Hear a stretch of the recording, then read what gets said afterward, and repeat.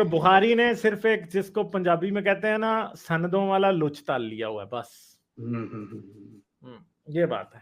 اور اس کے اللہ اگر چاہتا مجھے یہ بتائیں، اللہ اگر یہ چاہتا کہ وہ حضرت محمد کی حدیثوں کو یا حضرت محمد کی زندگی کو پریزرو کرے تو وہ اس کو یہ پورے کے پورے دنیا کے سارے صحابیوں کی گواہیوں کی کیا ضرورت تھی؟ وہ کسی ایک صحابی سے بھی پریزرو کروا سکتا تھا. جیسے عیسیٰ کی انجیلیں ہیں کہ اس کے حواریوں نے لکھی اور ان کے اوپر وہ ٹرسٹ کرتے ہیں، یہ بھی کر سکتے تھے. کیا مشکل تھا؟ اگر حضرت علی ایک سیرت رسول حضرت علی لکھ کے چلے جاتے ہیں یا عمر لکھ کے، میں کہتا ہوں حضرت عمر عثمان یہ سارے کے سارے 4 کے 4 خلیفے ایک ایک سیرت لکھ کے چلے جاتے، جیسے 4 انجیلیں کرسچنز کی تھی 4 سیرتیں ان کی ہوتی.